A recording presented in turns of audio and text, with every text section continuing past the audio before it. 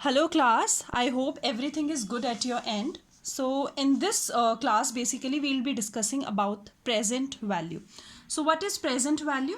This present value is basically the value at the current date, that is the today's value. So due to time value of money, our currency keeps on changing. You all know that currency at one day is not similar as the currency of tomorrow. So this is basically a difference between of the time value of money. We have to understand how we can ascertain about our future value as of a current date. So this is nothing, this is just a way of how we can calculate the present date's value. So basically if you look at the formula for present value is P is equals to S1 plus I raised to power minus N.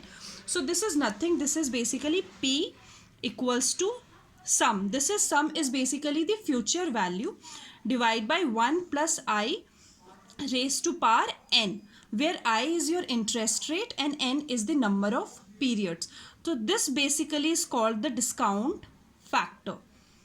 So basically we are discounting our future value in order to ascertain the present value. So this is the formula that you have to learn. Okay. So next, if your question says that your value, that is your capital value, is to be compounded continuously, it means there is no fixed number of periods. In this particular case, the formula will be present value equals to S, that is future value, e raised to power minus r t, where r is about your rate of interest and t is about the number of periods. So this is very simple. You don't have to be afraid about this particular topic, but at the same time it is very important from your examination point of view. So let's understand one question regarding the same.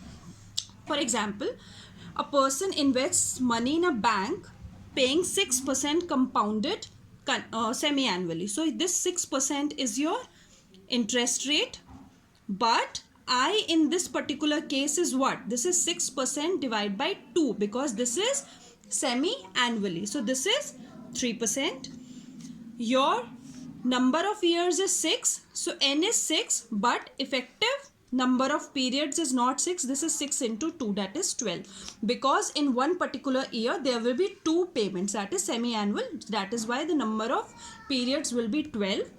And this 8,000 is your future value because this is the amount which the person expects to receive after the end of 6 years. So you just have to put all these values in your formula and you can calculate the present value.